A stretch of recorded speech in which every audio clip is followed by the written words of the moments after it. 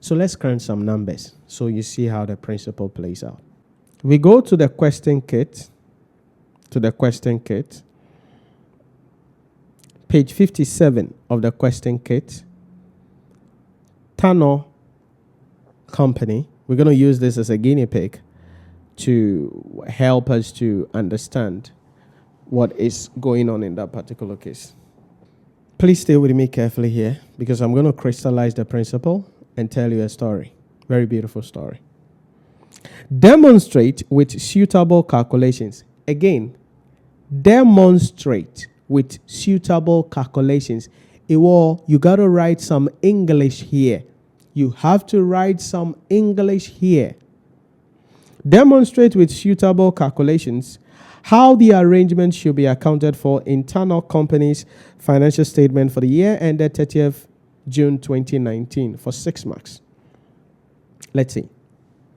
Tano Company Limited, a listed company, purchased a significant item on 1st January 2018. If the year ended is 30th June, then 1st July 2018 is the beginning of the year. The list price of the equipment was 12 million. Although the supplier also always gives a 10% discount on its list price. Okay. So how much did we really pay? We didn't pay 12 million. We paid less than 12 million. So fair value of the plant that we bought or equipment that we bought. Okay, fair value of equipment, which is the same as the cost of equipment to us as a company. We got a discount of 10%, so we'll take 90% of the 12 million. I don't know, we could tell the examiner we like to work 3 zeros up. If we do, can I have an answer coming in? 12,000, 90% of that. What do we have? 90% of 12,000.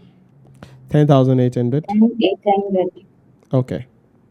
So now, let's proceed to read. Tano was unable to finance the purchase outright, and the supplier therefore agreed to accept an arrangement whereby the amount of payment will be determined by the thing is Tano, and I'm talking about the thing is Tato, and I'm saying Tano. Oh God, Nhyira. Total share price on 30th June 2020. So this is like in 2 years' time. Let's go. So they said we can't finance, so they will take a payment based on the share price. Okay. Now, so if you end there, your brain may be thinking that we are dealing with type 2 share-based payment, cash settled share-based payment, because they said you get payment based on what? The share price of the entity. But let's proceed to read, because we will now know that it is type 3. On 30th June 2020, under the terms of the agreement, the supplier can choose to receive. The supplier can choose to receive either cash equal to 500,000 of Tato's shares on that date, or 540,000 of Tato's share on 30th June, provided that they cannot be sold for 1 year after that date. So now we know we are dealing with type 3 share-based payment. The supplier has an option to choose either of the two. So quickly, who do we call on? We call on IAS 32, financial instrument presentation, compound financial instrument. We have to split the 10,800 between equity and debt. So let's follow the principles. What did we say?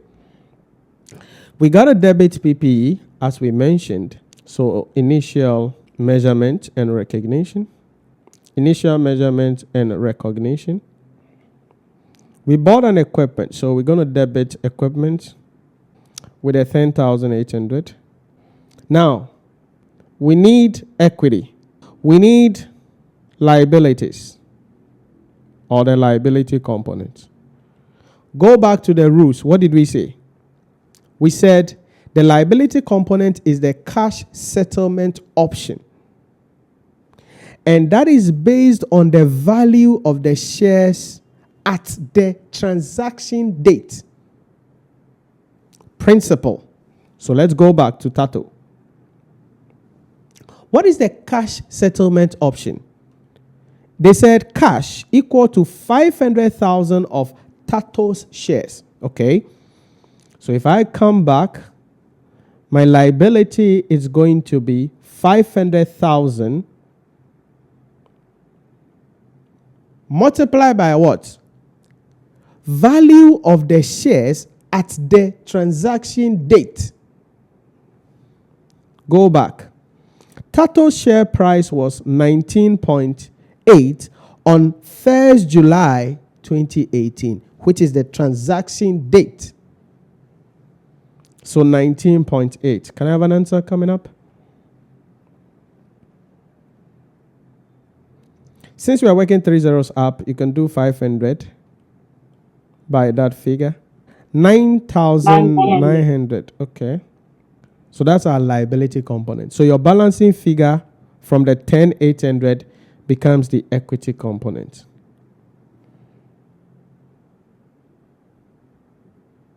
What do we have? 900. 900. Is it difficult? That is initial recognition and measurement. Principles. Principles. It doesn't change. That's the rule. You get it, you read the question, you apply it. But we're not done, right? So subsequent measurement. Because we are working for the year ended 30th June 2019. So stay with me.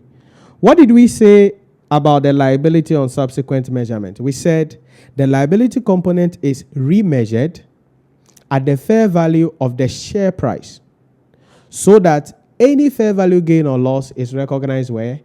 In the P&L. So on subsequent measurement, which is 30th June 2019, what will be the liability now we owe the person? Still 500,000 shares, but what is the share price now? 20.4 Ghana cedi. Okay, yeah, I'm writing Ghana cedi. I thought I was doing something else. So 20.40. We work in 3 zeros up, so you can do 500 by that figure. 10,200, okay? So this is how much we owe the person now, liability. But we need to get a difference between the initial measurement and subsequent measurement, and that will be increase in liability is a loss. So it will go to the P&L. So loss, fair value loss, which will be recognized in P&L, will be 10,200 minus what we got, 9,900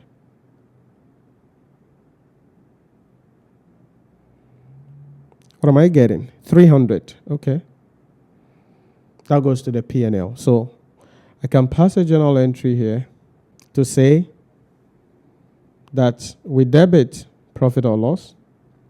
Because the liability has gone up, it's a loss. And then we credit the liability with a 300. This is how we deal with share-based payment where the third party has an option. We're done. You let me extract financial statement for you, because some of you, you're like, oh, Nhyira, I want to see how the financial statement will look like. I got you. Let's extract financial statement. P&L extract.